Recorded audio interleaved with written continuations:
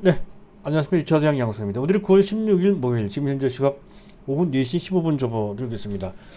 자, 먼저 제가 말씀드려야 될 것은 어제 제가 개인적으로 갑작스럽게 사정이 생겨서 고지없이 방송을 하지 못했습니다. 이 점 먼저 양해 말씀을 드리고자 합니다. 자, 시장을 보겠습니다. 오늘 시장 사실은 최근 분위기가 최소한 나쁘지는 않았었죠. 어느 정도는 풀려나가는 듯한 그런 분위기, 전반적으로 긍정적인 그런 분위기였었습니다. 하지만 그런 분위기에 찬물을 끼얹는 듯한 그러한 약세장이 그냥 맥없이 오늘 나타났단 말이죠. 그런데 그러한 약세가 현재 만들어질 만큼 어떤 특별한 눈에 띄는 약세가 있었던 것은 아니죠. 있다고 한다면 그 전부터 기저에 깔려 있었던 두 가지 부담 정도가 오늘 현재 작용이 된 것으로 그렇게 이제 판단을 해볼 수 있다는 건데, 한 가지는 추석 연휴 그 자체, 추석 연휴가 길고 어찌됐든 그 긴 만큼 약간 이제 부담이 된다는 거죠. 그리고 두 번째, 이게 아마도 궁극적인 부담이 되는 것 같습니다. 하필이면 그 기간 동안에 자 미국의 공개시장위원회, 즉 FOMC 정례회의가 열린단 말이죠. 자, 이번에는 물가가 문제가 됩니다. 지난 9월 10일 날 발표가 됐던 미국의 생산자 물가 지수가 무려 8.3%나 나왔다는 거죠. 20년 내 최고치 수준 정도로 굉장히 높은 수치입니다. 더군다나 생산자 물가 지수는 경기 선행성을 갖고 있고, 그리고 소비자 물가 지수를 예고하는 측면이 있단 말이죠. 그래서 그 후에 발표됐던 소비자 물가 지수가 비교적 안정적으로 0.3% 지난달 대비 그렇게 나오긴 했습니다만은 그 향후가 좀 불안하다라고 그렇게 볼 수 있는 정도 수준의 생산자 물가 지수가 그렇게 높게 나왔던 것이 다선제 문제가 될 수 있다. 그것이 FOMC 때 이번에 결국 타임테이블, 시간표가 나올 수도 있겠어요. 그런데 여기서 한 가지 우리 입장에서 봤을 때 반드시 알아두실 것은 이 테이퍼링, 즉 자산 매입 규모를 줄이거나 중단하는 것을 테이퍼링이라고 하죠. 이것은 반드시 해야 됩니다. 그리고 지난 FOMC 때 이 부분이 어느 정도 공식화된 측면이 좀 있었죠. 그래서 최악의 그와 관련된 부담은 지나간 것으로 이제 보시면 됩니다. 하지만 테이퍼링이 언제 될 것이냐 하는 문제는 계속 숙제로서 우리 증시에 이제 부정적인 영향을 주고 있는 그런 상황 속에서 이게 당겨진다라고 했을 때는 약간의 충격이 있을 수 있다는 거 하나 하고요. 두 번째, 그렇다 하더라도 이 테이퍼링은 어차피 우리가 반드시 넘어가야 될 각입니다. 계속 뒤로 미룰 수가 없거든요. 이미 공식화되어 있는 상황이라고 한다면 현재 어차피 맞을 매입으로 미리 맞는 게 낫다는 거. 차라리 먼저 이것이 타임테이블이 나와서 금년 내 그것이 시작되거나 하게 되면 오히려 우리 증시 입장에서 봤을 때는 불확실성이 제거된다는 측면으로 볼 수 있다는 것이죠. 약간의 진통은 있을 수 있으나 그 진통은 앞으로 더 좋아질 수 있는 하나의 계기가 된다는 측면에서 오히려 악재가 아니라 호재가 된다는 관점으로 보실 필요가 있고, 최근에 외국인들의 수급에 비교적 긍정적인 변화가 생기는 것도 이를 바탕으로 해서 만들어지는 그런 그림이 된다라고 이제 보시면 될 것 같습니다. 자, 모두가 좀 길었는데요. 자, 그것을 배경으로 해서 오늘 제가 준비한 내용은 세 가지 정도입니다. 간단하게 준비를 했습니다. 일단 아이폰 13이 언팩, 즉 공개 행사를 했죠. 일단 결론은 그겁니다. 막상 뚜껑을 열어봤더니 그렇게 무섭지는 않더라 하는 거고요. 그랬을 때 우리 종목들 갤럭시 G 폴드 및 또 G 플립에 관련된 종목들이 아주 좋은 기회가 될 수 있겠다라고 하는 그런 내용 하나 하고요. 두 번째, 자, 우리 종목 중에서 아주 좋은 종목임에도 불구하고 시장 때문에 최근에 조정을 좀 받은 종목들이 있습니다. 자, 그들 종목들을 기술적으로 한번 체크를 해보도록 하겠습니다. 절호의 맥점에 와 있다는 것이죠. 따라서 그들 종목 안 갖고 있거나 부족하신 분들은 그들 종목을 매수할 수 있는 용단을 내셔야 되고, 어찌됐든 갖고 계신 분들은 뭐 절대로 보유해야 된다 하는 그런 내용, 기술적으로 판단을 좀 해보는 시간을 갖도록 하고요.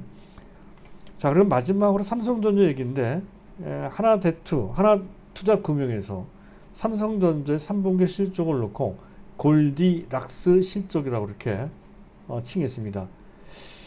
그 미지근한, 아직 견조한 실적을 내고 있다는 것을 뜻하는 용어가 골디락스라는 뜻인데요. 뜨겁지도 차갑지도 않고 탄탄한 긍정적인 상황을 골디락스라고 합니다. 그런 표현을 했다는 건데, 그와 관련돼서 삼성전자의 금년도 온기 실적 및 내년도 실적, 그리고 그와 걸맞는 적정 주가를 다시 한번 제시를 해 드릴까 합니다. 단기, 중기적 관점에서 삼성전자를 판단할 때 도움이 되는 그런 내용이 되겠습니다. 간단하게 진행을 좀 하도록 하겠습니다. 자, 먼저 봐야 될 것은 이제 역시 이슈인데요. 중국 지표, 어제 발표가 됐죠. 매월 중순경에 중요한 세 개의 거시 지표가 발표가 됩니다. 잠깐 훑어보고 넘어가도록 하죠. 생산자 물가 지수가 5.3%인데 좀 부진하게 나왔고요. 소매 판매가 작년 동기 대비 2.5.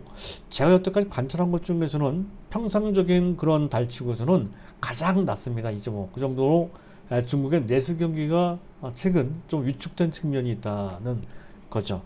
자, 그리고 고정자산 투자, 이건 1월달부터 8월달까지 누계치입니다. 8.9%, 크게 변하지 않고 있죠. 현재 예상치 대비보다도 0.1%포인트 밖에 차이가 나질 않습니다. 그래서 투자는 비교적 왕성한 정도는 아니지만 꾸준한 편이고, 단지 내수와 관련되어 있는 생산 내지 특히 소매 판매가 좀 부진하다 하는 정도까지만 이제 알면 되고요. 다만 중국 경기는 그렇다 치더라도 전 세계 차원에서의 글로벌 경기 상황은 특히 미국과 유럽을 놓고 봤을 때 전혀 나쁘지 않다는 거죠. 거기에는 한국도 우리나라도 포함이 됩니다.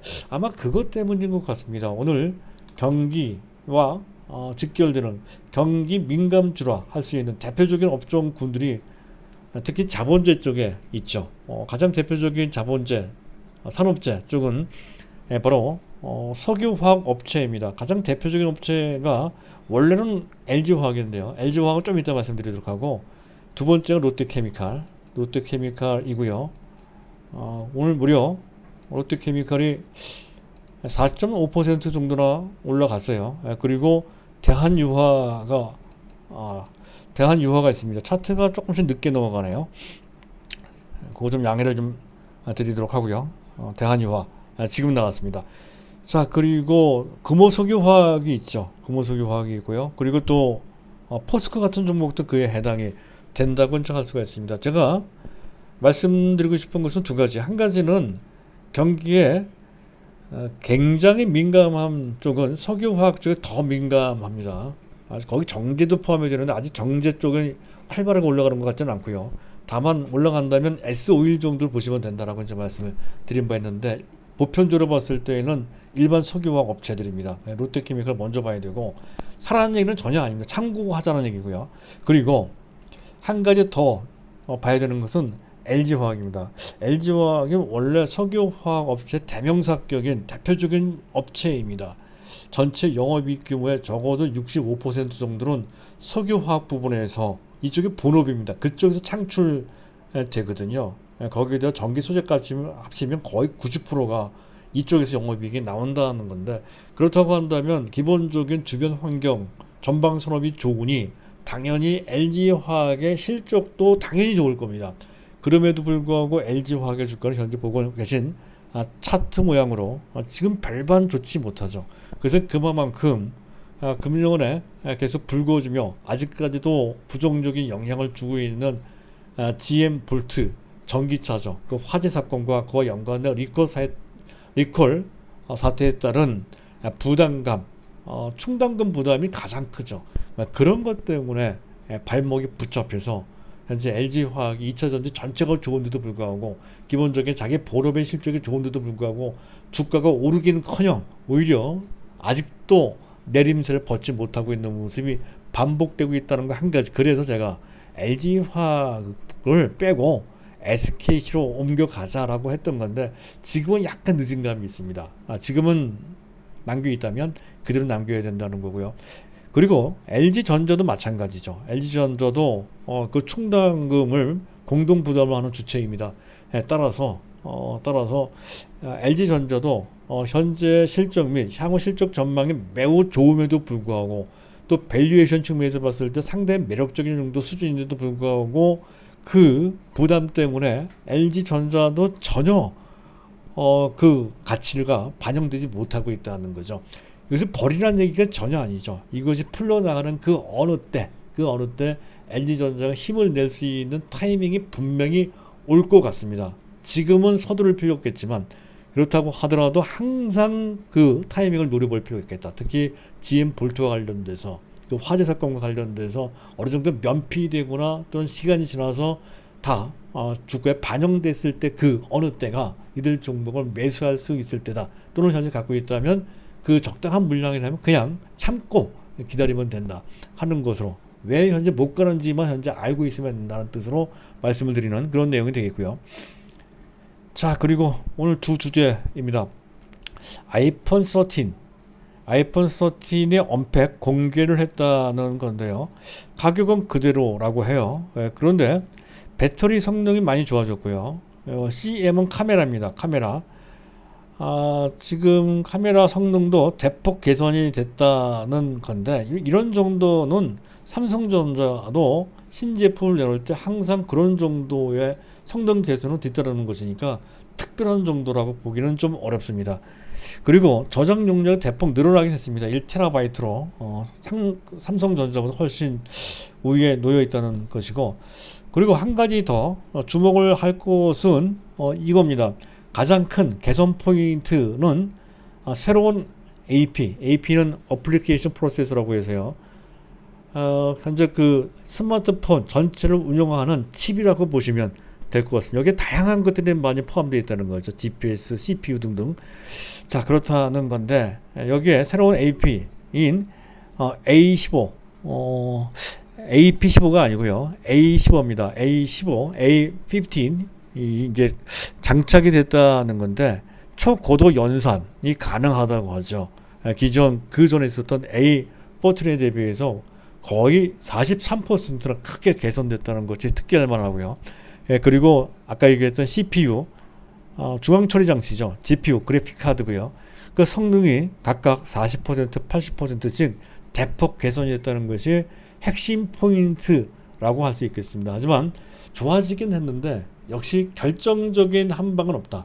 그런 정도의 개선 정도는 삼성전자의 갤럭시 새로운 시리즈가 공개될 때 삼성전자 또한 하는 정도 수준이라는 것이죠. 그래서 결정적인 한 방까지는 아니다 하는 점. 또 삼성전자 이번에 갤럭시 플립이나 또 폴드를 통해서 폼 팩터의 기본적인 변화가, 형태 인자가 기본적으로 바뀌었단 말이죠. 그런 것과는 상당히 대별되죠. 그래서 한 방이라는 측면에서 봤을 때는 애플은 약하고 삼성전자는 형태 변화를 통해서 그게 제시가 됐다는 것에서 근본적인 차이가 있습니다. 즉 그렇다고 한다면 아이폰 신제품 아이폰 13의 그 파괴력은 우리가 크게 무서워할 필요가 없다. 그에 관계없이 어차피 병존할 수 있는 그런 새로운 형태 폼 팩터이므로 현재 아이폰 갤럭시죠. 갤럭시 G 폴드 3, G 플립 3는 흥행을 전 세계적으로 일으킬 소지가 일으킬 가능성이 크다는 관점으로 충분히 볼 수 있다는 거죠. 그렇다고 한다면 공연히 아이폰 때문에 많이 빠진 현재 뭡니까? KH바텍뿐만 아니죠. KH바텍 주변에 또 세경 하이테크, 또 현재 파인테크닉스 같은 종목들, 자, 이런 종목들이 기술적으로 아직 맥점은 아니지만 내용상으로 봤을 때 기회로 볼 수 있는 그런 타이밍이 되는 것 같습니다. 그 점을 좀 잘 판단을 해보시길 바라고. 어쨌든 내용상 아이폰 13의 파괴력이 그런 정도로까지 크지 않다라고 했을 때는 갤럭시와 관련된 종목들이 부각될 수 있는 기회가 된다는 측으로 보시면 될 것 같습니다. 실제로도 현재 그 뭡니까? 그 아이폰과 관련된 종목들의 주가가 그렇게 썩 좋았던 것은 아니죠. 잠깐 그들 종목들을 볼 필요가 있겠다 싶은데요. 일단 LG이노텍이 연이틀 크게 밀렸고요. 또 ITM 반도체도 주가 흐름이 썩 좋지 않습니다. 현재 아이폰에 부품을 납품하는 국내 업체들이죠. 그리고 더구전자, BH 같은 종목들도 다 주가 흐름이 썩 좋은 편이 되지 못하고 있습니다. 자, 그런 것 등으로 봤을 때 오늘은 시장 전체 분위기에 비해서 KT, 바텍 등의 갤럭시 시리즈 부품 업체들이 특히 힌지를 공급하는 그런 업체들이 부각되지 못했지만 적어도 추석 연휴가 끝난 다음부터는 그런 것들이 부각되는 타이밍에 나올 것으로 그렇게 기대가 된다는 것이죠.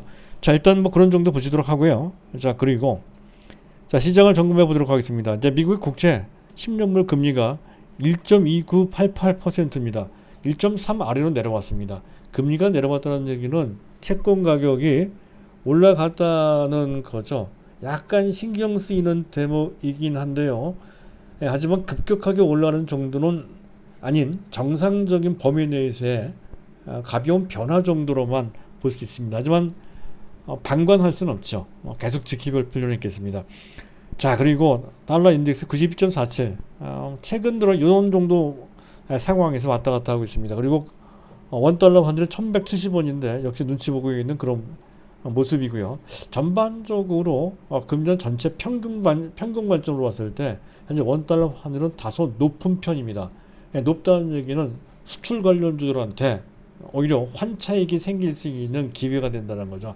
가장 대표적인 환율 수혜주는 자동차 쪽입니다. 자동차 수출을 많이 하는데 거기 IT도 들어갑니다. 반도체도 당연히 들어가겠죠. 거기에 삼성전자도 해당이 됩니다. 거기까지 연결돼서 보시면 될 것 같고요. 자, 그리고 주변 증시를 잠깐 보도록 하죠. 아시아 주변 증시를 보게 되면 현재 일본 니케이 지수가 현재 보고 계신 차트는 일본의 니케이 지수입니다. 현재 어제 약간 밀렸고요. 오늘 음봉이 떨어졌죠. 그동안 스가 총리 퇴임에 따른 기대감 때문에 지난 몇 주간 상당히 좋은 시세를 분출하며 연중 최고치까지 갱신을 했던 그 니케이 지수가 오늘 비교적 큰 음봉이 떨어졌는데 이 모습은 우리한테는 괜찮은 겁니다. 일본에 너무 주목되는 것은 우리한테 반사적으로 불이익이 된다는 거죠. 일본이 조정을 받는 것이 우리 증시한테는 좋게 된다는 것도 이것도 역시 추석 연휴 이후에나 그 떡고물이 떨어질 것이다. 그렇게 보시면 될 것 같습니다. 자, 그렇고 그냥 수급을 잠깐 보도록 하죠. 수급은 자막을 지워놓고요. 테이블만 보고 말씀을 드릴까 합니다. 자, 외국내 장중 순매도에 순매수로 전환을 했는데 금요가 크지 않기 때문에 큰 의미가 없고요. 기관들은 매도를 했다는 건데 금융투자가 단기적으로 아마도 뭐 연휴 부담 때문에 단기 집중적으로 좀 매도한 것으로 판단이 됩니다. 약간의 변수에 따라 외국인들은 선물 쪽을 좀 많이 매도를 하고 그 기관들은 금융투자를 중심으로 해서 현물을 좀 단기적으로 내놓는 과정에서 나타난 일시적인 변화 정도로 볼 수 있는 그런 모습이고요. 다만 베이시스가 좀 약했죠. 잠깐 보도록 하죠. 베이시스가 장중 내내 마이너스가 나왔습니다. 아마도 FOMC 때문에 그런 것 같고요. 약간 조심을 한다는 거. 외국인들이 선물 매도를 하니까 그것부터는 밀린 것으로 판단이 되고 이와 관련돼서 대규모의 프로그램 매도가 쏟아졌습니다. 감당 못할 정도까지는 아니지만 프로그램 매수로 전환이 됐네요. 이거는 긍정적인데요.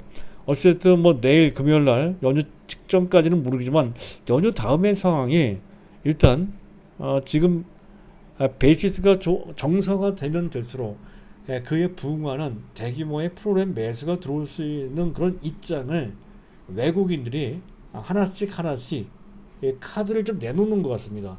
긍정적이죠. 그와 관련해서 보면 삼성전자 지금 당장은 더디지만 그러나 향후 연말까지로 봤을 때 삼성전자의 단기 중기적인 미래가 그렇게 둔하지만은 않다 하는 것을 우리가 기대해 볼 수가 있겠습니다. 자, 여기까지고요. 자, 그리고 오늘 두 번째 주제 절호의 맥점에 있는 핵심 종목이다 이렇게 했던 건데요. 우리 종목 중에서만 보도록 하죠. 일단 삼성전자입니다.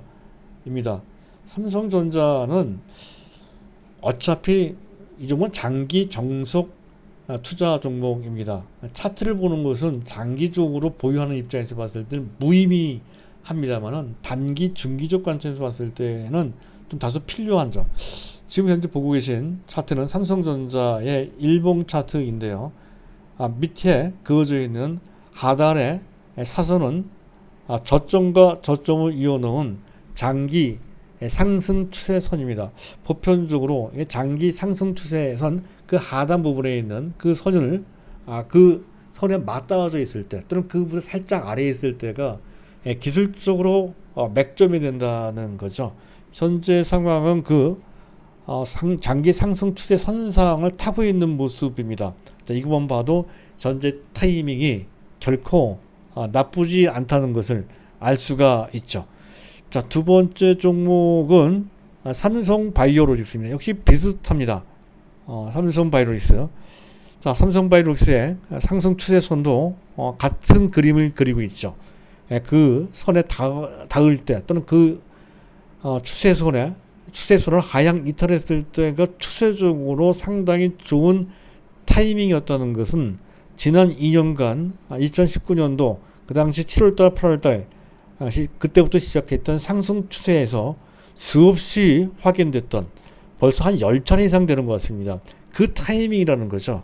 그래서 기술적으로 그 완성도가 높은 상당히 좋은 타이밍이다 하는 그런 관점에서 갖고 계신 분들이야 뭐 당연히 그대로 갖고 있어야 되겠지만 안 갖고 있고는 물론 부족하신 분들은 눈 딱 감고 지금 살 때다 하는 관점으로 보시면 될 것 같습니다. 펀더멘털이나 기타 미래 성장 가치 등에 관련된 그런 내용은 그 전에 뭐 자주 말씀을 드렸으니까 오늘은 오로지 기술적 분석만 그것도 간단하게 해드리도록 하겠습니다. 자, 그리고 세 번째는 네이버인데요. 네이버도 지나놓고 보니까 어찌 보면 비슷한 측면이 있습니다. 네이버도 보면 지금 현재 사선이 두 갈래로 나눠져 있는데요. 아주 장기로 봤을 때 밑에 그어져 있는 상승 추세선은 그 전에 아주 완만하게 상승했을 때 기준으로 그어놓은 그러한 추세선이고요. 그 위에 있는 새로 만든 그 사선은 작년이죠. 작년 3월달 이후에 팬데믹 상태를 마주해서 그 네이버가 각광받는 그런 상황부터 지금 최근에까지 만들어진 새로운 상승 추세선인데요. 마찬가지죠. 몇 번씩, 세 번씩, 네 번씩 그 맥점에서 매수할 타이밍이었다는 것을 보여주고 있고 현재가 그런 타이밍이 있다는 것이죠. 악재가 나왔을 때가 매수할 타이밍입니다. 어쨌든 갖고 계신 분들은 당연히 갖고 있어야 되겠죠. 그리고 내용으로 봤을 때 지금 플랫폼사에 대한 주제에 대해서 특히 골목상권 지키기와 관련돼서는 지금 카카오를 중심으로 해서 자체적인 상생안이 어느 정도 설득력 있게 제시되고 있는 그런 상황과 그리고 국내 사업 부분을 해외 쪽으로 눈을 돌려서 그쪽의 성장성을 갈구하는 그런 쪽으로 방향을 돌리고 있습니다. 이런 것 등이 가치 훼손을 막는데 상당히 좋은 역할을 할 것으로 그렇게 기대가 된다는 거죠. 해서 그와 관련된 악재는 이미 상당 부분 반영되어 있는 것으로 판단이 됩니다. 그리고 대형주는 아닌데요. 이것도 기술적으로 볼 필요는 있겠습니다. 하나마이크론이 어제 제가 방송 쉬는 날 갑작스럽게 급락을 했었던 건데 SK하이닉스와 관련된 악재가 있었죠. 그래서 한 1조 정도에 상당하는 그러한 그 수주를 받을 것이 됐던 건데 SK하이닉스가 무슨 이유인지 그 수주를 그 발주를 지연시키고 있다 하는 그 내용이 찌라시를 통해서 알려지면서 그와 관련된 기관성 매물들이 갑자기 쏟아지면서 크게 밀렸다는 건데 지연됐을 뿐이지 그게 부정된 것은 전혀 아니죠. 그리고 어차피 그 하나마이크론을 통해 지금 현재 대규모의 테스트 물량을 발주할 수밖에 없는 것이 대세입니다.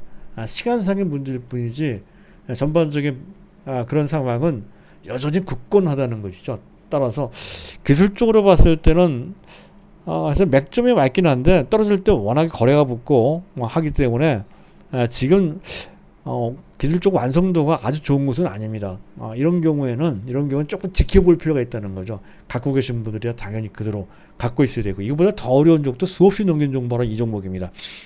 자, 여기까지 맥점에 있는 종목들 봤고요. 그 외에 SKC나 또는 OCI 같은 종목들은 맥점이 있는 상태가 아니죠. 사실은 기술적으로 봤을 때 부담해주는 그런 위치에 있습니다. SKC도 그렇고요. OCI도 마찬가지인데, 하지만 무조건 갖고 있어야 되고 부분적으로는 오히려 매수해도 됩니다. 부분적으로는 그런 상태라는 것을 먼저 말씀드리도록 하고요. 자, 그리고 우리가 노리고 있는 종목들이 몇 가지가 있죠. 대주전자재료, 롯데 정밀화학, 또 효성 첨단 소재, 상하 폰테크 등등이 있습니다. 이건 나중에 기회 있을 때 한번 다시 말씀드리도록 하고, 그중에 대주전자 재료 정도 하나만 잠깐 보도록 하죠. 이 종목 탐이 나요. 계속 말씀드리지만 75,000원 정도 이해하면 좋을 텐데 잘 안 나오고 있죠. 어쨌든 대략 8만원 근처면 뭐 현재 맥점이 있는 상태가 아니므로 적극적으로 매수할 수는 없어도 분할 매수 개념으로는 필요한 것 같습니다. 자, 일단 그 정도만 말씀드리면서 삼성전자 3분기 실적 전망을 끝으로 마치도록 하겠습니다. 일단 하나금융투자에서 골디락스 실적이다 이렇게 얘기를 하고 있습니다. 상당히 견조하다는 거죠. 현재 하나금융투자에서 제시한 삼성전자의 3분기 영업이익 규모는 당초 15조 2천억 정도 봤던 건데, 그런데 그보다 조금 더 늘은 15조 7천억 정도 나올 것이다 이렇게 전망하고 있습니다. 그래서 그 정도로 간다면 작년 동기 대비 30% 이상 증가된 좋은 수치다 하는 내용을 근거로 해서 골디락스 실적이다 하는 건데요. 그 배경은 첫째, 반도체 수익 개선. D램 가격이 고정고락가는 그게 크게 영향을 안 받았습니다. 실물 거래가 많이 내려서 그런 것 뿐이죠. 그래서 반도체 실적 견조하다는 것이고요. D램 실적이. 그리고 중요한 것은 파운드리 및 그리고 비메모리 반도체 자체의 가격입니다. 파운드리 관련 수율이 상당히 좋아졌고 현재 그래요. 그래서 지금 비메모리 및 파운드리 실적이 어느 정도 좋아지고, 다만 지금 스마트폰의 분야가 쇼티지 현상이나 부품 공급 문제 때문에 약간 부진할 수 있다는 그런 분석이라는 것이죠. 그걸 통해서 어쨌든 실적은 아주 좋아지는 정도까지는 아니지만 그런 정도, 어느 정도 조금 더 개선은 되는 정도, 그런 정도의 수준으로 나쁘지 않다 이렇게 얘기를 하는 것으로 보시면 된다는 건데, 우리 입장에서 봤을 때는 원화 약세를 봐야 될 것 같아요. 원화 약세에 대한 수익성이 생각보다 더 좋아질 수도 있다는 것이고요. 자, 그리고 그러면 3분기뿐만 아니라 4분기까지 같이 봐야죠. 4분기 때 시장의 평균적인 삼성전자 영업이익 규모 15조 5천억 정도, 3분기 때와 큰 차이가 없는 것으로 그렇게 전망된다는 것인데, 이랬을 때 금년 토탈 영업이익 규모는 전에 한번 말씀드렸듯이 53조 정도가 나온다는 거죠. 이 정도였을 때 현재 EPS 주당 순이익은 6천원 정도, 6천원이 약간 넘어갈 수도 있습니다. 그런 정도인데 지금 현 주가는 76,100원입니다. 그렇다고 한다면 PER 12.5배? 12.5배 정도인데 말도 안 될 정도로 지나치게 헐값이라는 거죠. 미국의 인텔이나 또는 현재 어디입니까?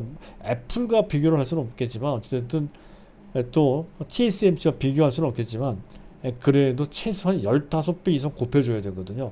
그래서 현재 15만원 15배 6만원 6천원 곱하기 15배는 9만원인데 그 최하치입니다. 최하치. 그래서 9만원 정도로 보자. 9만원에 10만원 정도 보자 라고 했던 거고, 내년까지 봤을 때 11만원 12만원 이런 정도로 일단 그림은 그려놓고 보자는 건데, 상황에 따라서는 이게 한번 불이 붙으면 그 큰 삼성전자가 올라갈 때는 또 엄청나게 올라가는 마력을 갖고 있는 종목이기도 한다는 거죠. 왜냐하면 거기 동학개미의 힘이 깔려 있기 때문에 그런 것이죠. 지금 당장은 차익 매물이 경계 매물 때문에 그 동학개미의 그 갖고 있는 물량 오히려 부담이 되지만 그 물량을 걷어내기만 하면 아주 가벼워진다는 거죠. 반드시 그럴 때에는 동학개미만의 힘으로는 절대 부족하고 이제 외국인 및 기관의 매수가 들어와야 된다는 건데, 지금은 잘 보이지 않지만 시간이 가면 갈수록 그전에 말씀드렸듯이 늦어도 10월 중순 이후에 그러한 구체적인 모습을 보여줄 것으로 기대가 된다는 그런 관점으로 보시면 될 것 같습니다. 자, 오늘은 여기까지입니다.